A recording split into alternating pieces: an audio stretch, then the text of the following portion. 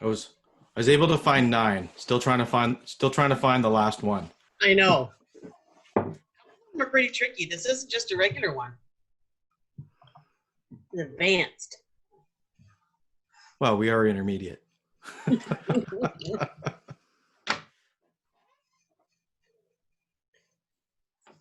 I don't know if that makes us advanced or not. Yeah, I guess that depends on who you ask, right? That's right. Hi, Sandra. Hi, Jana. Hi. Welcome.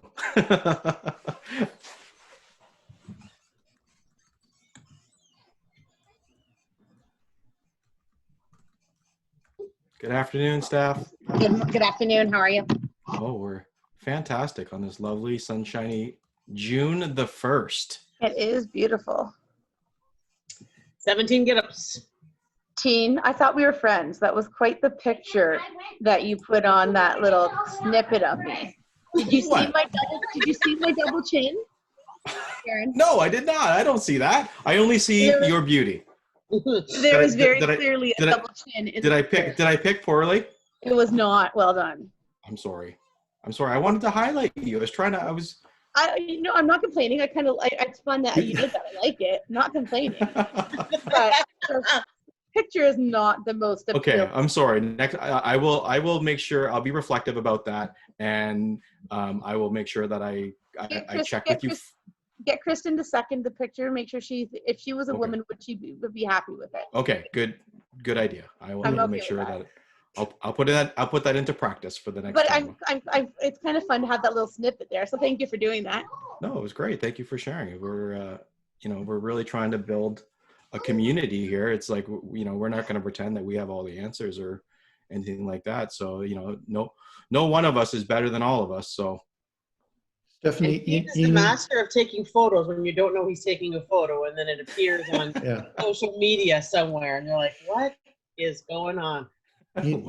what has Nago done now? you need to ask Stephanie for her Sears photos so that you can use those professional ones. It's not I mine. used- It's Carla's. We have Carla's Sears photos. Oh yeah, that's true too. It's a Back in It's the a- day. it's a little known fact that I was actually a student teacher with Steph. So I probably have some pictures from like way back in the day. Maybe I'll pull those out. I was actually laughing today, thinking about if another position that I was interested in came open in the future, that I would probably be asking maybe my student teacher for a reference. Oh dear. I'm not leaving, Brendan. I don't mean that. I just meant if something came open that I was Oh interested no, for sure. You guys are good at this. Are those matchbooks the same or are they different? I think that one on the left has one more. That's what I thought. Oh, this worm over here has a eye patch. It's a pirate. Can I? Oh, clear mine. Oh, did I clear all of them? No, I didn't.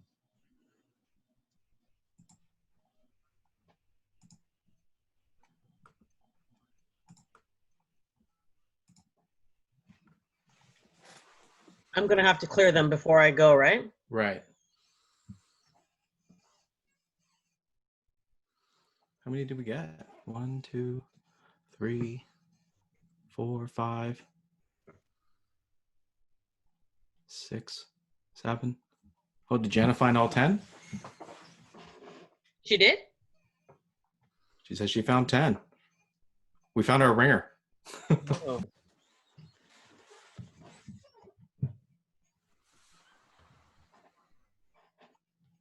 Oh, the eye patch was the last one. Okay. Oh, I didn't even notice the end of the log there. I think they're tricking us. I think there's more than 10. Mm-hmm.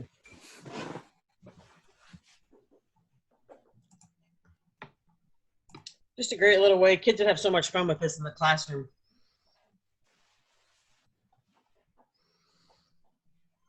Okay.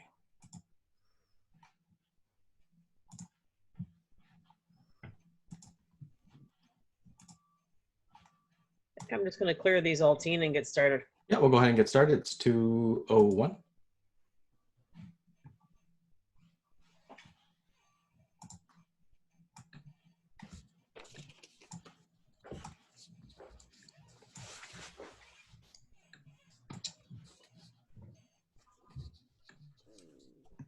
Okay, well, welcome everyone.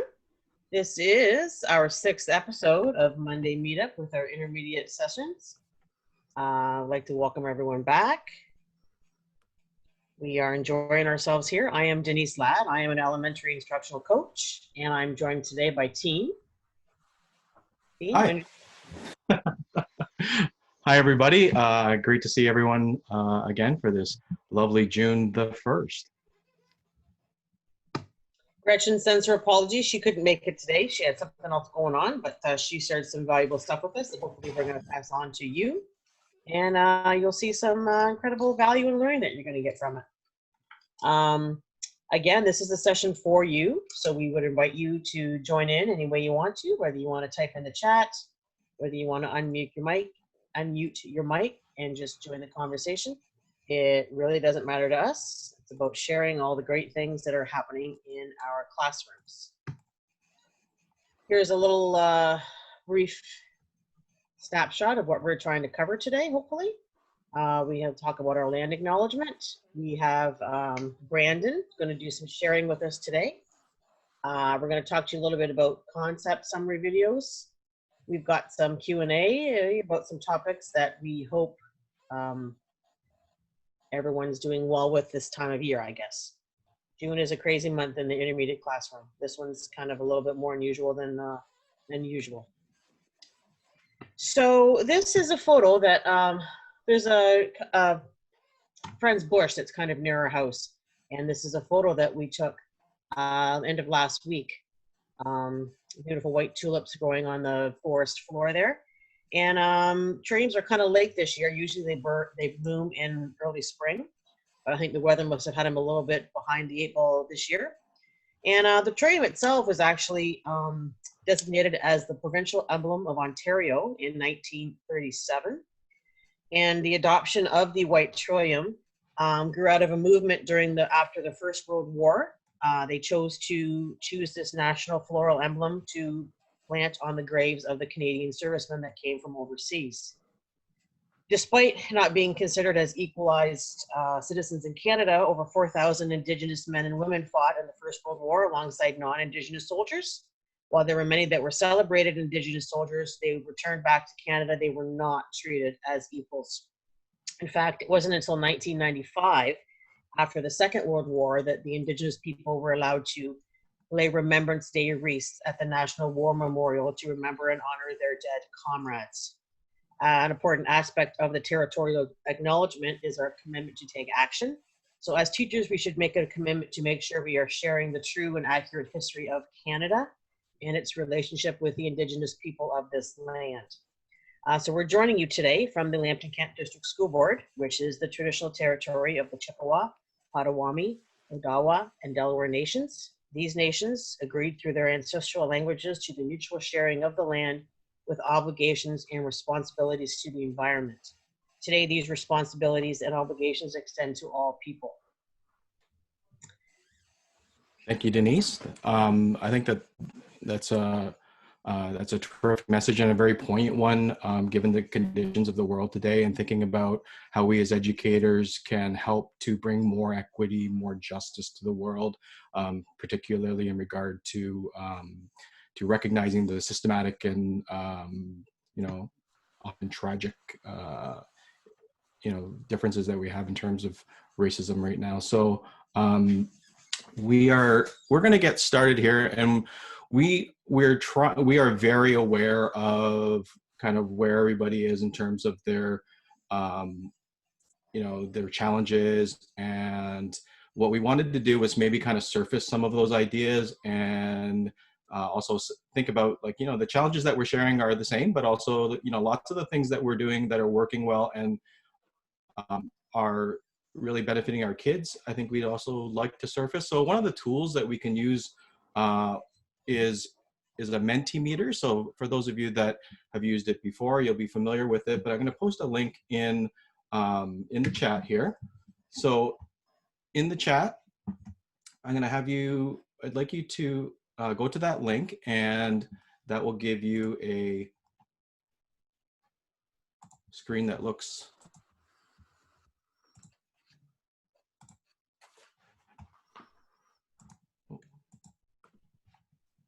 I'm going to share screen.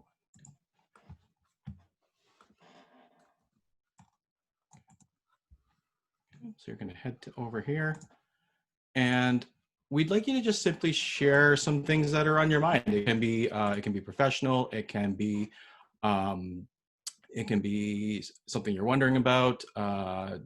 Just we'd love it if you would be willing to share some of your thoughts. And what's gonna happen is they're gonna populate here on our Mentimeter, and hopefully we'll see some commonalities and things that we can maybe come together and discuss as a group.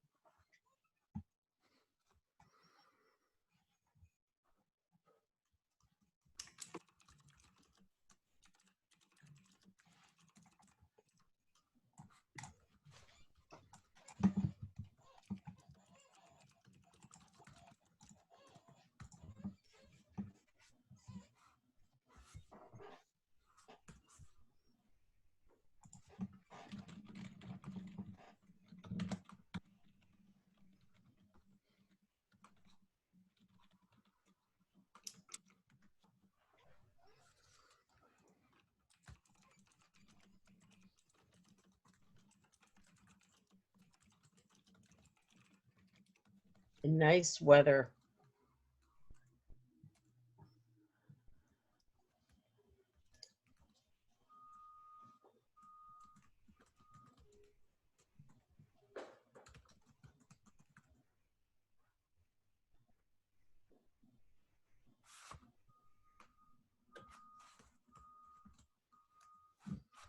Oh, I like that one down the bottom.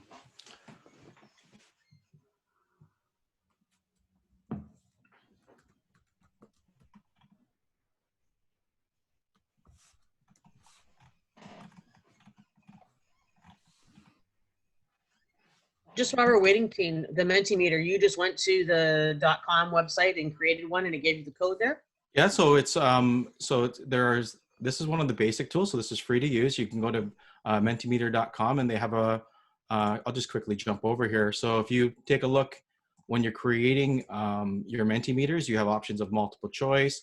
We can do a word cloud. So if you want to kind of, the more times a word shows up, the larger that word becomes. So if you want to kind of see commonality, that's a great tool. There's scales, ranking. You can even do a little bit of a quiz here. So if, in terms of free functionality, you get 2 slides for free. Anything beyond that is part of their premium package. But lots of really good tools here for just for us to use, even with the free platform. That's cool. It looks like you can import it, so you could save it. Yeah, so we save it. So we can save it. We can look at all you can save the results. We can put content on here. Cool. How to keep kids engaged. Engagement seems to be popping up quite a bit. Thinking about just, yeah, typically we'd be really into that year-end activities, right? So we'd be thinking about getting graduations together and yearbooks and year-end trips and all of those things. And, we're really seeing here that at least in that respect, Being motivated. These things are staying top of mind. Right. One thing I never thought of, that, if you're not in a school and you're not out with fellow teachers, you don't hear things, but this time of year is kind of a stressful time of year. Some folks are, they're switching schools, they're surplus to their school, they have to move schools. A lot of that stuff is happening right now with some teachers, as well as everything else that's on our board here. So yeah, and there's it's hard to find clarity when there's a lot of information out there, and bringing that all together has been a challenge for sure, especially in regard to report cards. So that's something that we're going to address here in our session today. So just because there's been some new information that's been released, so we'll take a look at the new memo later in our session here today as well. Okay. So that's really helpful, and I think that I hope that it's helpful for everyone to see that you know, the thoughts that are going through our minds are the same, is that everybody's thinking about report cards, everybody's thinking about, you know, the wellness of kids, everybody's thinking about how do we keep ourselves and students engaged. Those are all things that we feel together. So our hope was to maybe kind of show that.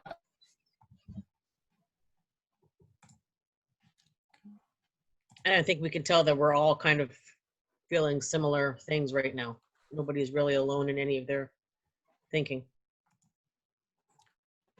So we originally planned out our office hours as times to connect and to work together, and I'm really impressed and quite amazed to see the community that we've built here online.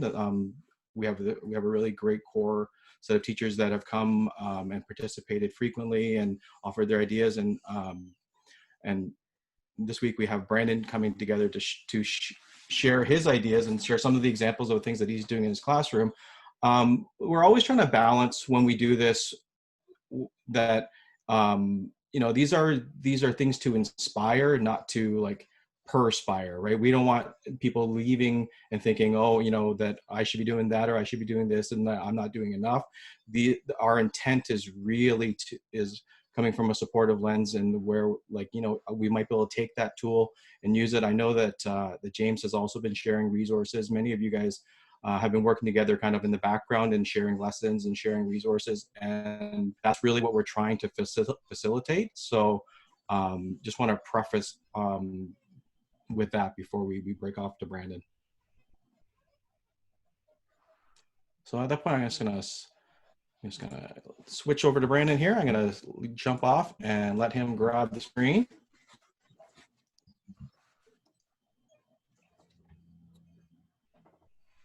All right, we good there?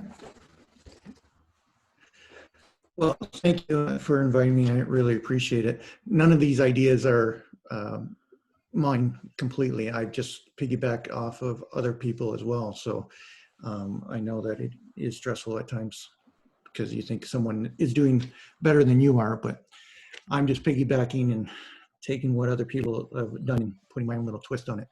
So when this all happened and we were stuck at home, I had still wanted to finish my read aloud. I was in the second book of Skeleton Creek, and so I was trying to figure out a way of how I could finish it off. I was halfway done, and my kids wanted it to continue. So Stephanie was also thinking the same thing, and she actually gave me the idea to use Google Meet to record. So if I were to create a meeting, continue.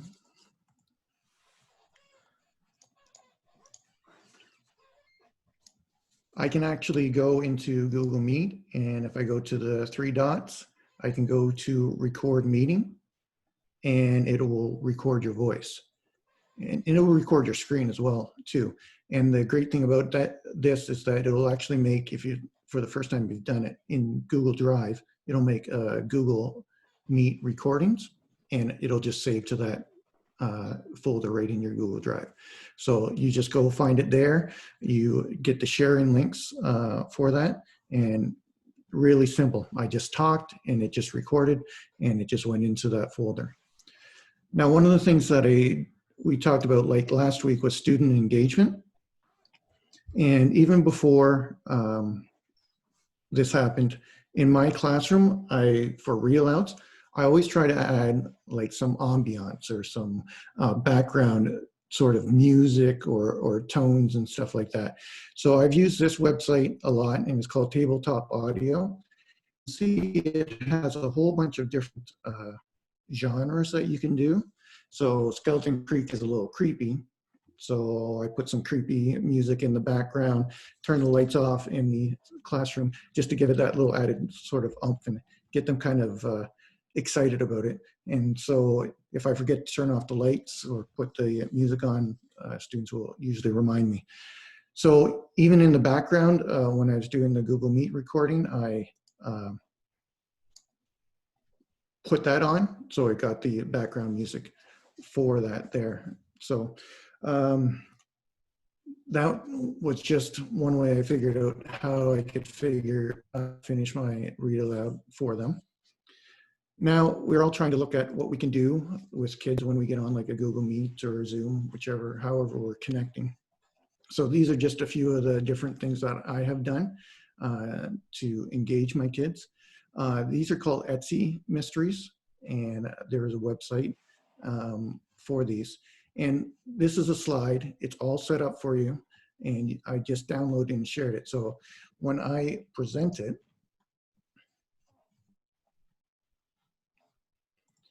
it actually will go and you just click on it and it gives you clues and instructions to follow. So all I'm doing is literally clicking and it'll give you a clue. So clue 1, and then I give a few minutes for the kids to figure it out. Clue 2, on and on and on. And it'll then finally tell you. So it's a good kind of math estimation, following the clues sort of thing to get them kind of engaged. Interesting twist on the number talk. So my kids have enjoyed that.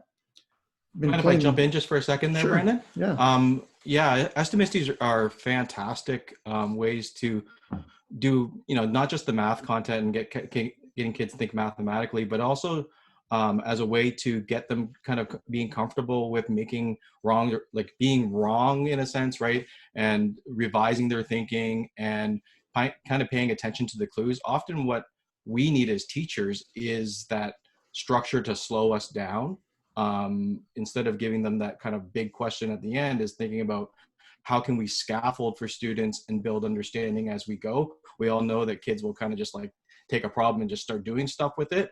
Yeah. If we don't kind of pause them and kind of direct them to think about things in a certain way. So I think that's a great idea, Brandon. And there's a whole bunch of, this gentleman has set up a whole bunch of different levels from all age ranges. So, and grade level. That's a Steve Wyborny resource. Yes. Anybody who's in our session today who hasn't been before, thank you for joining us. But don't worry about taking down links or anything like that. All of our links will be shared in one spot in our show notes at the end of the session. So you don't need to worry about taking any of those links down. Good point. So I've been trying to engage my kids with some games, just so that they think that they're not coming just to do some learning and stuff, and try to be social with them. So I played Yahtzee with them. I've used Jamboard here. So I just kind of copied and pasted the image on here and set up a game that I played with my kids, put their names on them for that. And I just used a virtual dice website. And so I put 5 6-sided die, kind of throw them, and then they would just tell me, okay, well, I want to keep my 4s. And I go down to 2 and throw.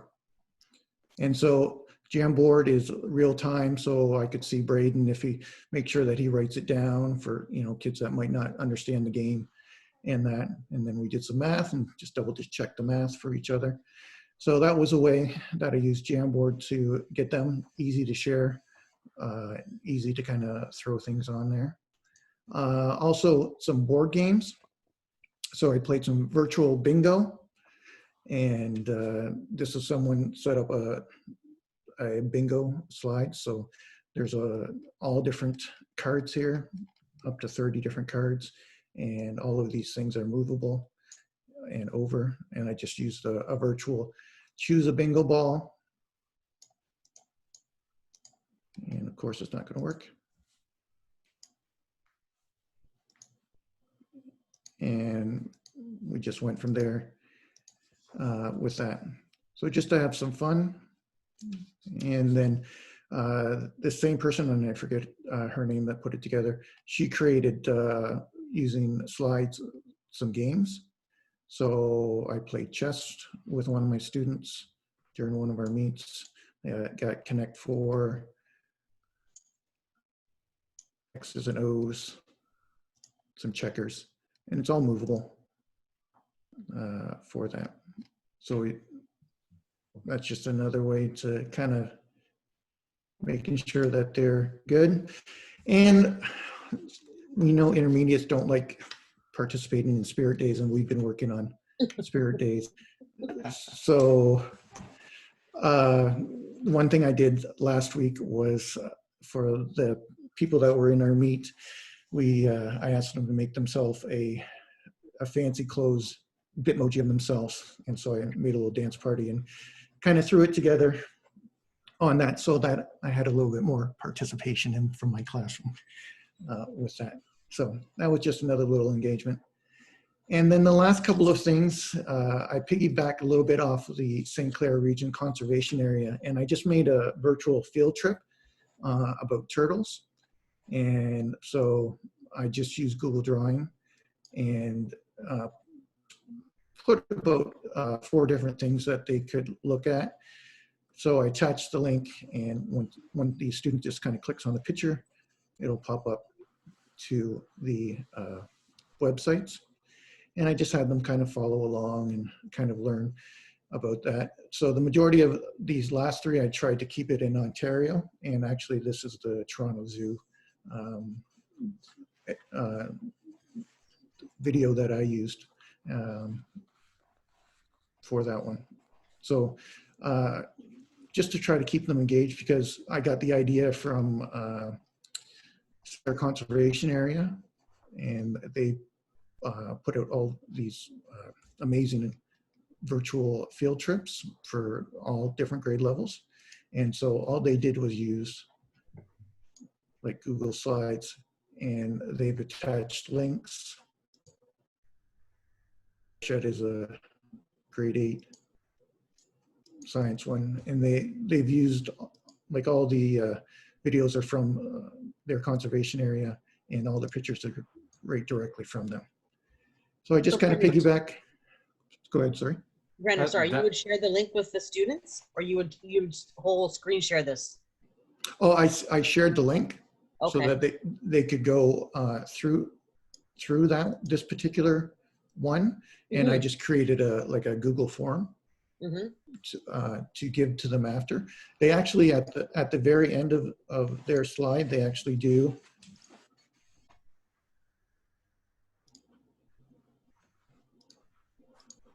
in the grade 7 slide, they actually had a form where they gave some work for the kids that went to a PDF, but I just kind of changed it around because I wanted to use a form so I could get some that I kind of wanted, so that I wasn't overpowering them and giving them too much at the time. So those worked out great.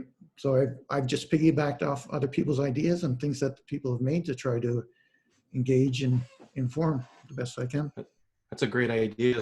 One of the challenges that I have heard is just ideas about how to integrate science and social studies and history and geography into online learning. And I think that that's a great way to make that connect. Kristen in the chat, Brandon, she says that she's doing the grade 7-8 one right now with her students for water systems. She shares the link and then assigns a couple slides a day with the follow-up discussion questions. So she's kind of doing the same thing you are. Very nice. Cool. And they look great. Like they look so well put together with their own pictures and stuff like that. And the videos are like not very long, and they're right on point. And it's great. Thanks for sharing those, Brandon. You're welcome. Hope that those ideas inspire and give you some ideas about where to take it. And also, I know that Brandon has been very active in sharing his resources. So we have his resources in our show notes, but also I think that Brandon would be open to connecting with you as well, I think. Yeah, anyone who want to work together and bounce ideas off each other, it'd be great, it'd be appreciated. Awesome. Networking.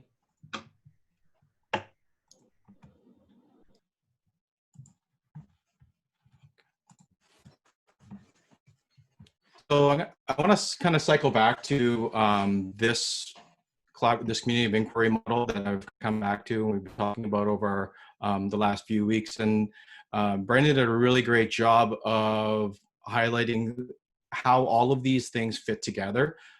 So with this model, we're thinking about how do kids interact socially in our online and classrooms? How do they engage with the content? And then how do they get engaged with the teacher, and how all of those things overlapping create that experience, and how we really got to work intentionally to build that. So Brandon's done a really fantastic job of kind of bringing these things to overlap one another.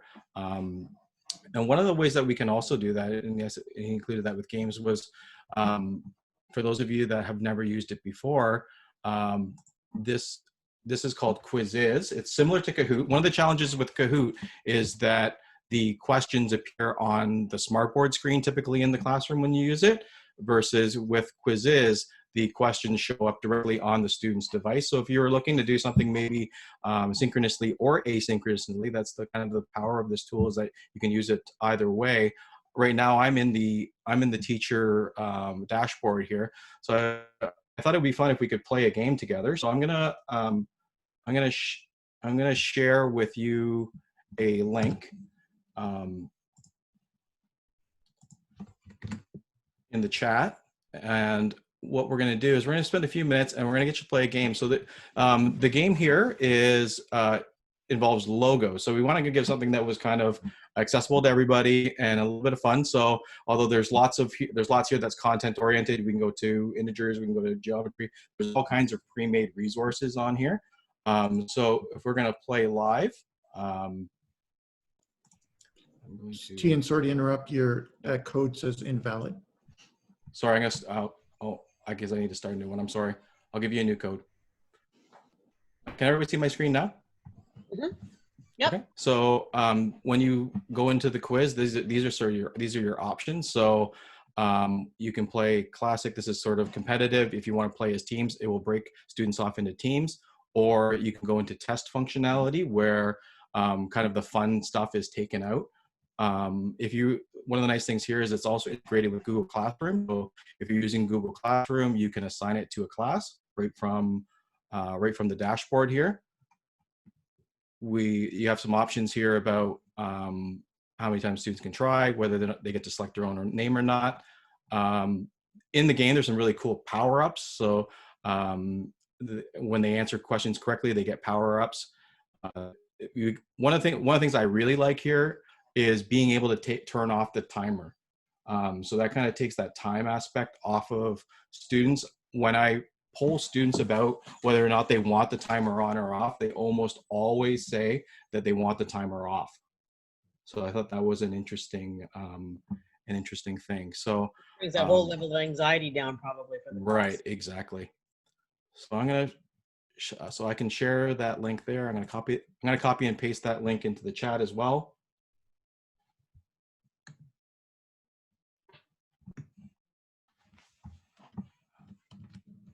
I can't see the chat anymore.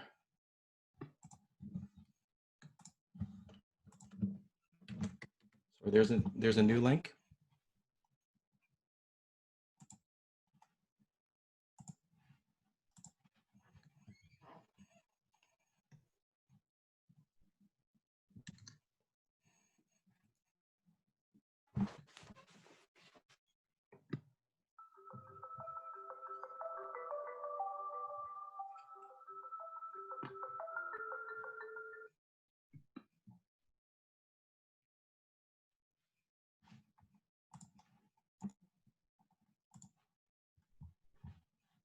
Okay, we'll just give another few moments.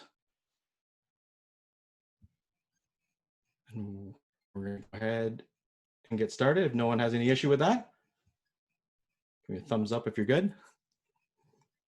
Good.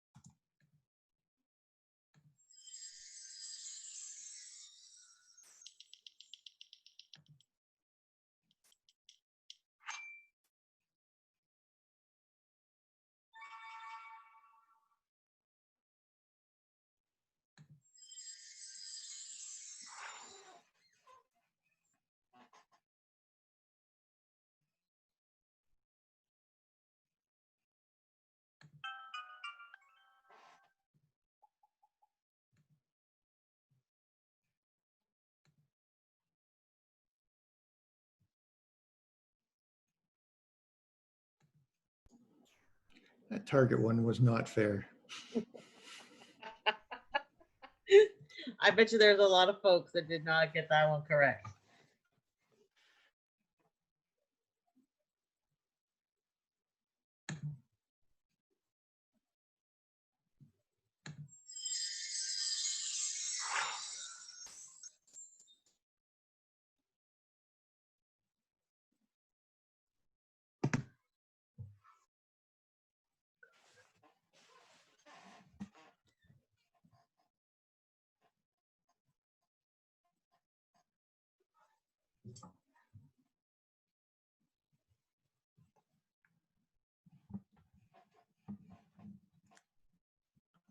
Congratulations, Jen Latta, Smarty Pants and JV. Uh-huh. So this is the dashboard once the game is complete, and it's really nice to be able to go on and kind of highlight as a class. This is really helpful in terms of our formative assessment about. So as a class, we did really well. We had 87%. So we were very knowledgeable about logos. And then it also identifies the toughest question. So so this was the toughest question with only 33% accuracy. So as a class, if this was another concept, we'd probably go back and take a look more closely at that. What's also nice is it tells us how long. So this was the question that people waited the longest amount of time with an average of 6 seconds. So people were thinking about this one deeply. And then one question had accuracy of less than 40%. So we can also look at individually kind of how everybody did. And so, Teen, this was a Quizziz that you didn't make. It was already there, right? Like these are pre-made, so you can make your own, but there are thousands of pre-made ones from like all across the curriculum, from math, English, language, social studies, etc. So there's all kinds. As well as what's nice is I'm able to go back into the reports. So I can go back in, I can take a look at, if I did this, say we did one at the beginning of the week and we did a post one at the end of the week to see how students had progressed and see kind of how they've improved over the week. One of the things that we're really always kind of thinking about is, did our feedback help move students forward? And this is another lens through which to look at that. So it's a really, really great tool. Hopefully you guys enjoyed trying it out.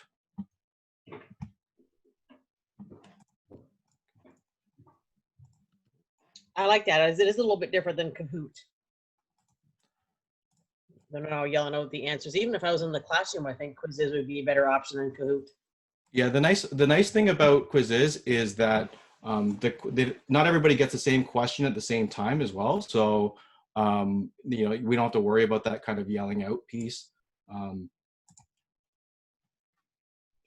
Sally in the chat said she could use it as a diagnostic. She thinks get a piece of absolutely. There's all, you could use that across the spectrum in terms of their assessment, right? Is that and really, like, the value of when we're trying to do that assessment is we want to figure out what next to do with kids, like what do they need, and that really helps us kind of hone into what exactly that individual student needs, and we can start thinking about how are we going to cluster them, how are we going to group them, and we don't want to spend a lot of energy in like getting that information. We just need it so we can act on it. Mm-hmm. So we've spent a lot of time kind of throughout our session really thinking about the pedagogy that we're trying to employ when we're building our online learning. And this 5 E's model that comes from Caitlin Tucker we think is a really great model for how we design the learning for students. So, maybe in that first section is that we want to just engage. We were using provocations, we're using, we're using Kahoots and things like that to kind of engage. And then we're moving into this explore and explain portion where we're going to probably provide some resources for students in this explore phase. This is where we're going to provide the videos.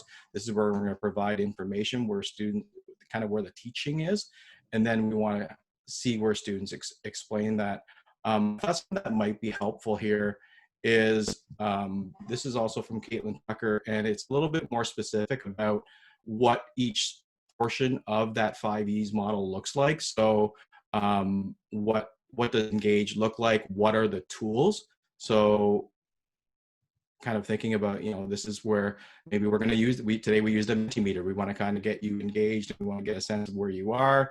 And then maybe when we're getting into exploring, we want to get you to watch videos, read an article, those things that we typically do in the classroom. We're just thinking about how do we translate those into remote learning. So, and then also when we get into this explain portion and thinking about how do we take video lessons and how do we move them into that online domain, these are some potential ways that we can do that. So this is a resource that's in our show notes for today. If you want to look a little bit more closely at it, I think it's a living document that we could probably kind of craft as we go and make our own. For sure.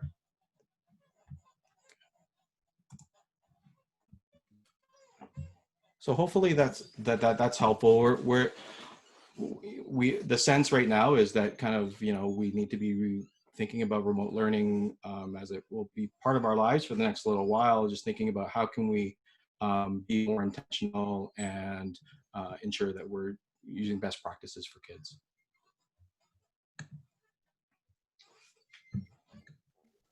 For sure, team. And that leads us right into where we're kind of going to next.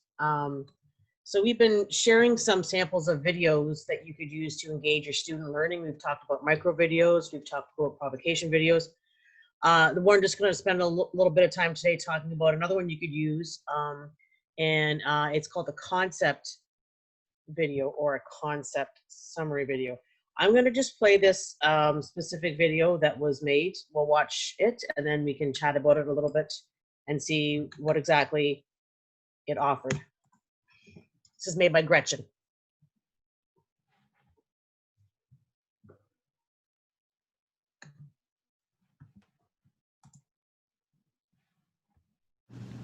The Truth and Reconciliation Commission of Canada calls to action includes call to action number 63, which calls for the Council of Ministers of Education to maintain an annual commitment to Aboriginal education issues.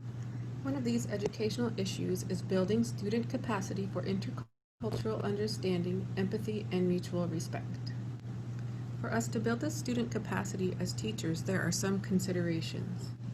One consideration is ensuring that Indigenous perspectives are present and accurate history is being taught. When choosing and sharing classroom materials such as books, maps, or videos, teachers need to take a step back and ask, whose perspective is being shared?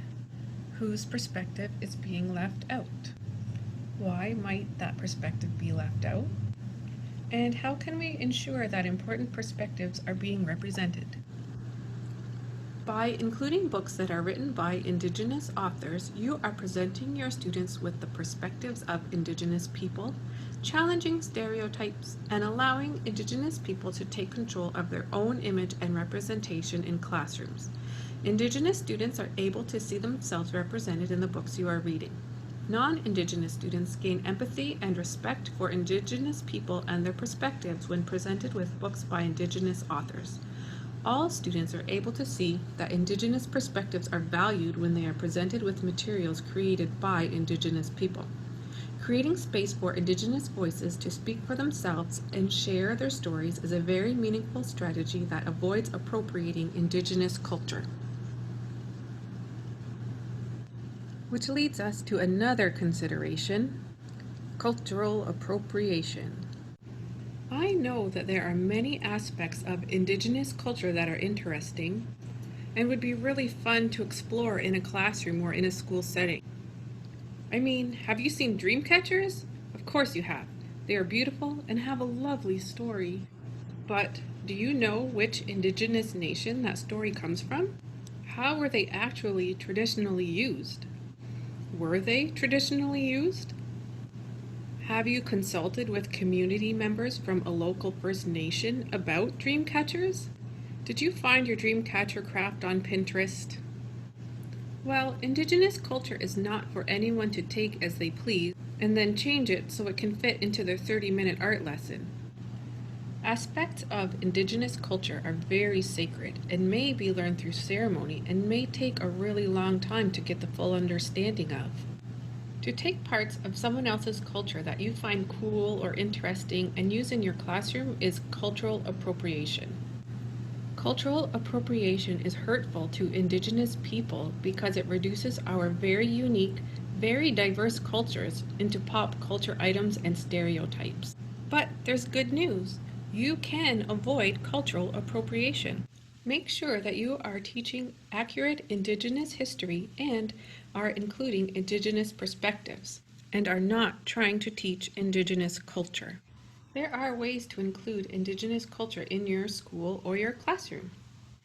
Invite a First Nation community member to your class to do this. There are many local First Nation community members who are interested in sharing our culture in classrooms in our school board.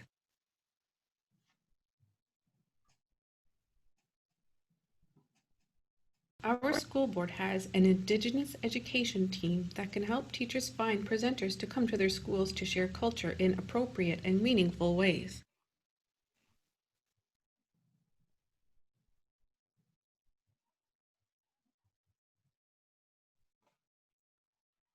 Okay, so again, just to review, that was made by Gretchen. So it was a teacher-generated video, and it was made for teachers as some kind of a resource for them to have, for us to be able to know activities, places to go, people to seek out, anything that we could use in our classroom as a resource or an activity to help us teach this concept. So that was just one example of teacher-generated concept video. We're just going to just touch briefly. We have 2 student generated ones. We're not going to watch them all. So this one was made by a student. It was made on iMovie and Clips, and then he went to Splice and put it all together. You'll be able to see that he's got a true passion for this. It was his explanation final assignment he had to do, and he is comparing comic books to graphic novels. I'll just fast forward here a little bit. Talking. Comics have been entertaining people for decades. The first ever comic book was published in 1827 by a man named Rudolf Topher. This comic strip was the first for its time, and people raved over it. Topher soon made 6 more comics, and which got published in America in 1877. The real boom in comics didn't come until much later, in 1933, with the creation of Superman and Action Comics. Comics soon became mainstream when the first ever movie debut of a serious superhero happened, and it was Batman in 1989. So I'll just stop that there. I won't play the whole thing. So this student actually did a lot of research, compiled a lot of information. He added a whole bunch of elements. There was animation he added. There was music that he added. There was voiceover that he added. He had transitions coming and going from his project. And the whole premise of his project was he was trying to compare that people think comic books and graphic novels are the same thing.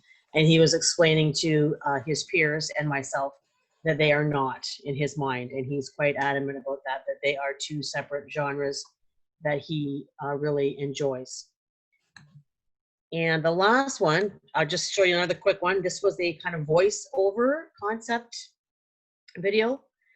This was just a little science demonstration the student did. Not just a liquid. Water is not just a liquid. Water is not just a liquid, it can also be a solid. You can't put your hand through a solid like you can with water. And when you freeze water, it turns into ice. Ice is a solid. You can't stick your finger or your hand through it unless you make a hole in it. So water is not just a liquid, it can also be a solid. Water can also be a gas, not just a solid and a liquid. When water boils, it gets super hot, and that hot water evaporates. And when it evaporates, it comes up out from the pot as steam. And if you I'll just stop that one there as well.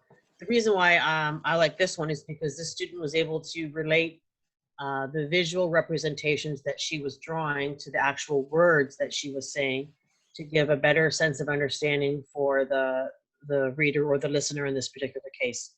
She's got animation, she's got arrows, she's writing, she's got text, she's inserted some diagrams and some images. So when I look at that, Denise, I think about like how often students, when they do presentations for us, they kind of just read that slide, and I think about how we could. This is much more engaging. That if we showed students how to create a concept video utilizing these kind of techniques, that they'd be less reliant than on reading their slides, and they create a presentation that's much more interesting. Sure. And they can talk and draw at the same time, so they kind of lose their anxiety having to be on camera or standing in front of the class. And I think it helps them just relate what they're going to say by knowing what it is they're going to draw. Great point. And again, we understand that, you know, this is the 1st of June, and you know, a concept video might not be something that you're going to be able to do in the next, you know, 17 get-ups. But we're trying to give you some ideas that you might need to, you know, keep in mind in case you're trying to do some planning of what's, you know, what you're going to be doing next year or anytime in the future. So a concept summary video just is basically what you just said there. It is a video that demonstrates understanding of something, you explain something. We saw all different kinds of examples where you can use visuals, you can use symbols, you talk about animation to get the relationship across between the information. The tools that you can use are quite similar to what we use with our micro videos and the provocation videos, depending on what device you have. You've got clips, you've got iMovie, you've got Keynote, you've got just screen recording, QuickTime Player, and the audience can be a variety of different people depending on the scenario that you're trying to make the video for. Just a little snippet of information for you there. I think leading into our next topic, Teen, because the memo came out this morning, we're just kind of wondering if there's anybody out there that has any questions or any information they'd like to share. I think everybody's probably had the opportunity to see this particular memo. Memo 31, I believe it is. It's got some frequently asked questions. It's got some wording that you can put into like a statement you can put into a box to kind of help provide some clarification.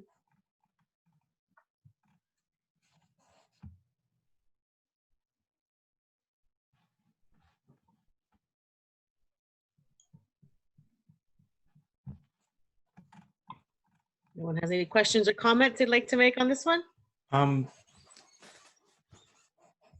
Why don't you, can I grab the screen for a sec, Denise? For sure. We'll take a look at this. Memo up?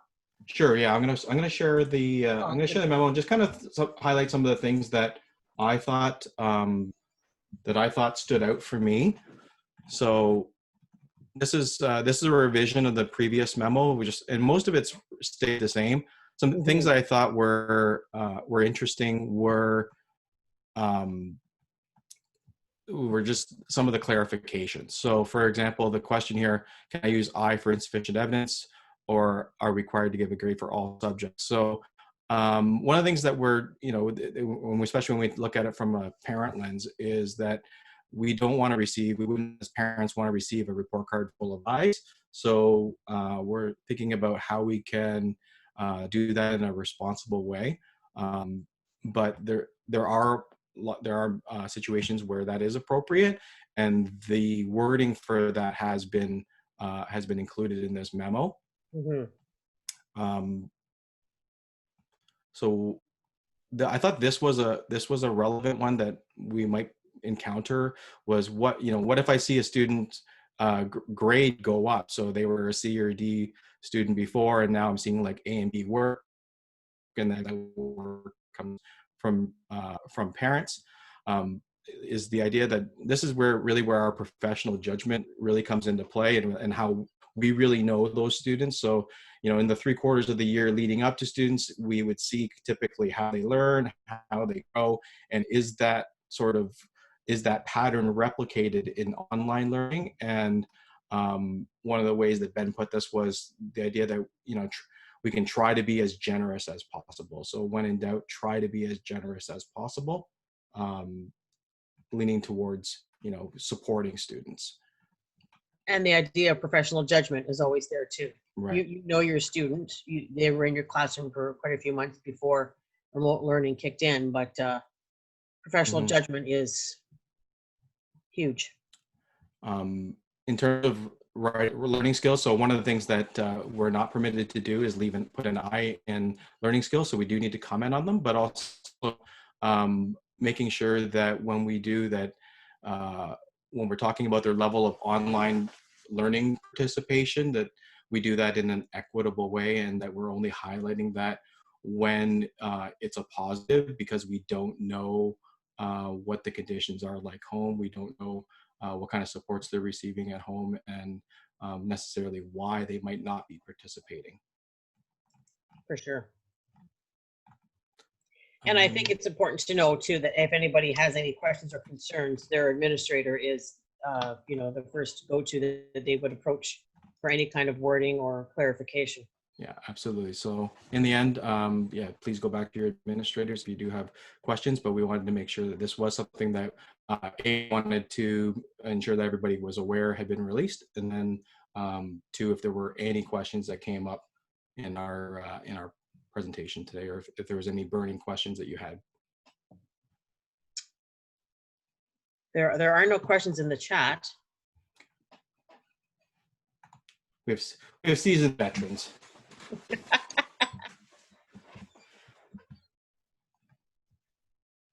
Or else they're just refusing to acknowledge they exist. I like Jen's strategy. Just for the time being, Jen. I like that too. Okay.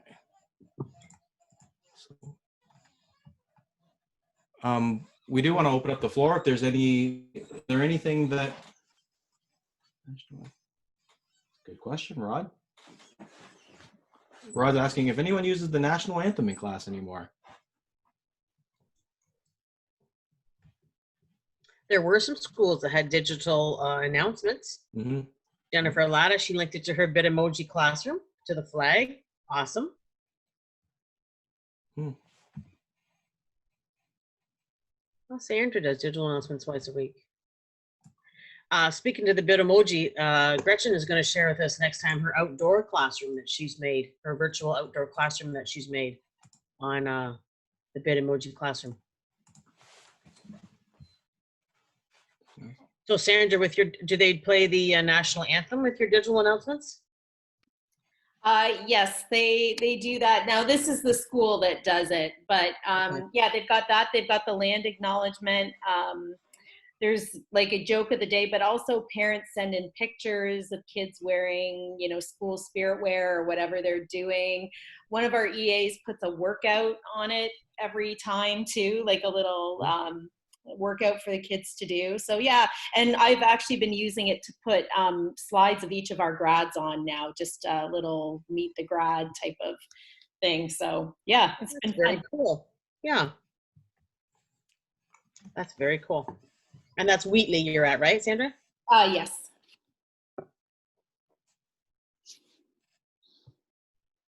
That's a great idea, Jen. We could definitely support you there. For sure. Check in with Gretchen.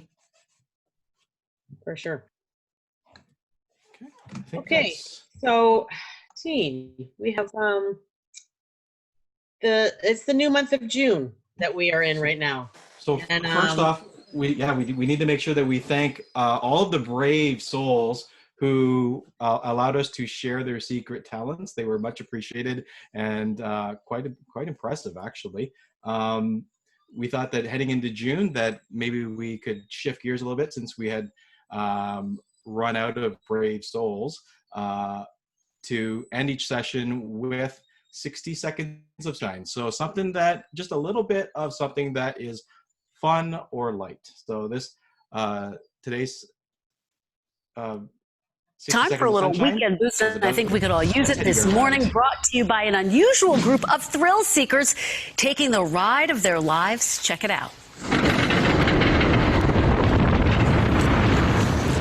You are looking at 22 oversized teddy bears sitting in for riders at the Dutch theme park Wallaby Holland, which until this week was closed due to coronavirus. With the park all to themselves, they got to ride a roller coaster called Untamed, which features 5 inversions and a 116-foot drop. Looks like they are having the time of their lives. I don't get on roller coasters, but they're having fun. Yeah, when they get back to the teddy bear factory, the other guys are gonna be like, "What? That was amazing!"